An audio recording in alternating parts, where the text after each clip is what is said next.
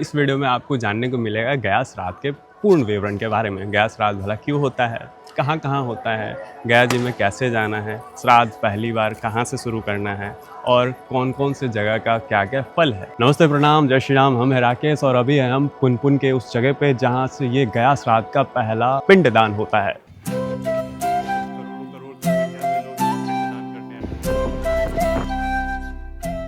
ये पूजा भी काफी अनोखा है क्योंकि हम इसमें असुर को पूजते हैं। पुनपुन में उस असुर का पैर है जिसका नाम गयासुर था। यह जो गया जी का नाम पड़ा, गयासुर एक राक्षस थे, दानव, उन्हीं के नाम पर गया नाम पड़ा है। 14 कोसम पंच क्षेत्रम पिंडदान सफल होगा, यानी कि 14 कोस में पिंडदान का प्रमाण दिया गया है। जो सर्वप्रथम जो है पुनपुना नदी से पिंडदान शुरू होता है, जहाँ गयासुर का पैर है। संसार की व्यवस्था को बनाए रखने के लिए भगवान विष्णु द्वारा गयासुर को पृथ्वी में समाहित कर दिया गया था। भगवान विष्णु ने उसे वरदान भी दिया था, जिसके कारण आज हम उसे पूजते हैं और लाखों लोग अपने पूर्वजों की मुक्ति के लिए यहाँ पे पिंडदान करने आते हैं। पुनपुन में पिंडदान करने के बाद हम सीधे चले आते उस स्थान पे जहाँ पे गयासुर को पृथ्वी में समाहित किया गया था। अभी हम आ चुके हैं गया जी में और जैसे हमने पितृपक्ष के इस पिंडदान के उत्सव के बारे में, समारोह के बारे में आपको बताया। सबसे पहले हमने पुनपुन में पिंडदान का शुरुआत किया। तो दोस्तों अभी हम आ चुके हैं पुनपुन से फल्गु नदी के पास। यह है गया जी का वो फल्गु नदी और यहाँ पे अगल बगल हर जगह पिंडदान का विधि चल रहा है। 14 कोस में फैला गयासुर के शरीर के ऊपर ही ये पिंडदान होता है, जहाँ हम 54 जगह पिंडदान करते हैं। फल्गु नदी के किनारे हमने पिंडदान की क्रिया को किया। अब हम जा रहे हैं विष्णुपद के अंदर। हमारे साथ है हमारे गाँव के रोहित, जो है हमारे सत्येंद्र पांडे जी। यहाँ जो है ना अपने कर्म करने आते हैं, अपने पितरों को उद्धार के लिए, मोक्ष के लिए। ये भगवान विष्णु का अंदर दरबार है। यहाँ हम लोग जा रहे हैं, भगवान का चरण पर ही इनका विसर्जन होगा। और प्रमाण है कि जो विष्णु भगवान के चरण पर जो पिंड विसर्जन होता है, सीधे बैकुंठ में वास करते हैं अपने पितृ देवता। और ये गया में जो भगवान का विष्णु का मंदिर जो है, गयासुर का छाती पर ही यज्ञ किया गया था। तो गयासुर के छाती पर ही अग्नि कुंड बना गया था और वही कुंड में जब हिलने लगे गयासुर, तो उन्होंने वरदान मांगा था ब्रह्मा विष्णु महेश से कि कोई ऐसा वरदान हमको दीजिए कि हम परिपूर्ण हो जाएं। उन्होंने वरदान मांगा कि जो भी पिंड हमारे नाम से करेंगे गया जी में, उनका मोक्ष हो जाएगा। 14 कोसम पंच क्षेत्रम पिंडदान सफल होगा, यानी कि 14 कोस में पिंडदान का प्रमाण दिया गया है। जो सर्वप्रथम जो है पुनपुना नदी से पिंडदान शुरू होता है, जहाँ गयासुर का पैर है। और हम लोग जो भगवान मंदिर प्रवेश कर रहे हैं तो विष्णु के मंदिर में, तो यहाँ उनका छाती है गयासुर का। देखिए आ गए हैं विष्णु भगवान का प्रांगण में। यही 16 वेदी है। इसी स्थान पर जो 16 वेदी के नाम से जाना जाता है, तो ब्रह्मा विष्णु में जितने देवता और ऋषि बैठे थे, जग करवाने के लिए बैठे थे, यही स्थान में बैठे थे। 16 वेदी के नाम से प्रसिद्ध है। यहीं से जग हुआ था और गयासुर का छाती पर ही जग हुआ है। गयासुर असुर कुल में पैदा लेने के बाद भी भगवान विष्णु का बहुत बड़ा उपासक था। अपने तप से भगवान विष्णु को प्रसन्न करता है और वरदान मांगता है कि जो व्यक्ति उसे देख ले वो स्वर्ग का अधिकारी हो जाए। अब इस कारण से अनेकों अनेक पापी लोग उन्हें देखते और स्वर्ग चले जाते। अब इससे कारण स्वर्ग में बहुत सारी भीड़ बढ़ गई और अनेकों अनेक पापी भी स्वर्ग जाके बैठ गए। और इस संसार की व्यवस्था को ठीक रखने के लिए भगवान विष्णु ने गयासुर को यहाँ समाहित किया और साथ साथ आशीर्वाद भी दिया कि जो भी व्यक्ति तुमको पिंडदान देगा उसके पूर्वजों का तृप्ति होगा, मोक्ष होगा। अभी एक सबसे प्रमुख जगह हम आ रखे हैं, जो है हमारा प्रेतशिला। जिनके भी पूर्वज में किसी की अकाल मृत्यु होती है तो वो खास कर यहाँ आते हैं। जितने अकाल मृत्यु जो प्राणी को मृत्यु हो जाता है, उनके लिए यहाँ उत्तम प्रबंध किया गया है। भगवान विष्णु ने वरदान दिया था जो प्रेतराज थे उनको, कि जो ही प्राणी को यहाँ पिंडदान करेंगे और अकाल मृत्यु वाले आएंगे, उनको मुख्य रूप से बैकुंठ का वास होगा। पहाड़ जो वो मंदिर दिखाई दे रहा है, वो प्रेतशिला पहाड़ ऊपर में हो गया।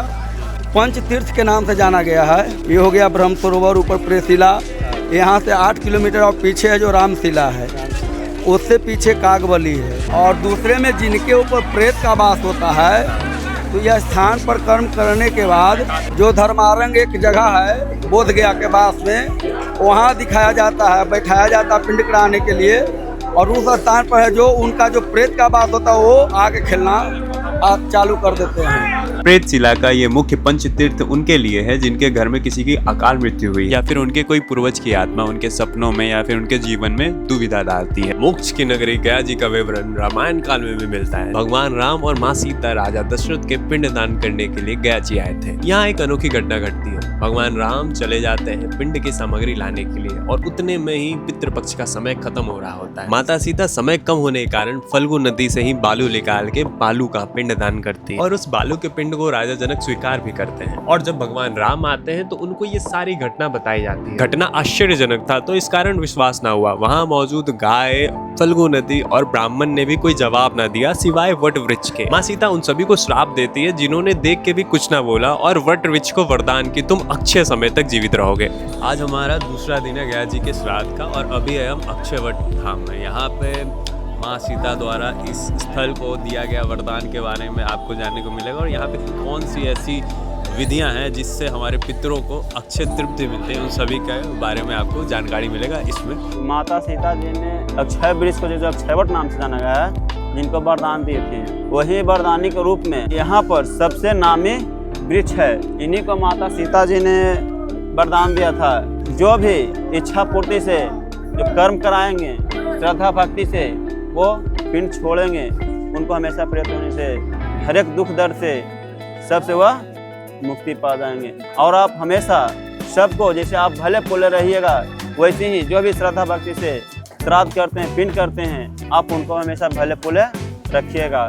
ये जो अक्षय व्रत है हमारे विष्णुपद मंदिर से करीबन 1-1.5 किलोमीटर की दूरी पे है। यहाँ पे कुछ विशेषताएं हैं, जैसे अक्षय व्रत में जब लोग पिंड दान करते हैं तो माना जाता है कि उनका जो पिंड है वो उनके पितरों के लिए अच्छे समय तक मिलता रहता है। माँ सीता द्वारा इनको आशीर्वाद मिला था। ये बहुत पुराना और बड़े क्षेत्र में फैला हुआ ये अक्षय व्रत है। एक अक्षय व्रत विष्णुपद मंदिर में भी है। कहा जाता है कि इसके जड़ वहाँ पे निकले हैं और वो एक पौधा है, मगर असल में अक्षय व्रत यही है जहाँ पे अक्षय व्रत का जो पिंडदान किया जाता है। पिंडदान की पूरी विवरण हमें गरुड़ पुराण से जानने को मिलती है, तो उसी में बताया गया है वैतरणी नदी के बारे में कि जन्म से लेकर मृत्यु तक कौन अच्छा काम कौन बुरा काम करता है। अगर कोई मर गए हो, अगर उनका पुत्र है, अगर वो वैतरणी पार करा देते हैं या फिर अपने हाथ से वैतरणी को जल को देते हैं, तर्पण कर लेते हैं, उनको कभी वैतरणी को नहीं देख पाते हैं। यही एक वैतरणी सरोवर है। जो पुण्य कर्म किए होते हैं तो उन्हें वैतरणी नदी बड़ी आराम से पार कर लेते हैं, और जो पाप कर्म करते हैं उनको वैतरणी नदी में बहुत ज़्यादा प्रताड़ना दी जाती है। ये वैतरणी नदी का ये सरोवर है और यहाँ पे जो लोग अपने पितरों का पिंडदान करते हैं, और यहाँ पे एक गाय है तो गाय का पूंछ पकड़ लेते हैं, तो किसी कारणवश उन्होंने पाप किया हो या फिर जाने अनजाने में, तो उनको ये वैतरणी नदी पार करने की आवश्यकता नहीं पड़ती। और पिंडदान के दौरान उनके पितरों को भी कभी अभी ऐसे दिक्कतों को सामना नहीं करना पड़ता है। तो हजारों हजार, लाखों लाख, करोड़ों करोड़ की संख्या में लोग यहाँ पिंडदान करने आते हैं। प्रभावशाली होता है हमारे पितरों के तर्पण के लिए, उनके आत्माओं को शांति के लिए, और काफ़ी अनोखा अनुभव रहा हमारा ये पिंडदान का। ये था हमारा पिंडदान का, गया जी का श्राद्ध का पूरा वीडियो। और देखिए, अब खर्च का मामला आपके ऊपर है, आप अपनी श्रद्धा के साथ जितना दान दक्षिणा देना चाहते हैं आप दे सकते हैं। चलिए फिर आज का ये वीडियो यही समाप्त करते हैं। कैसा लगा आप हमें कमेंट करके ज़रूर बताइए।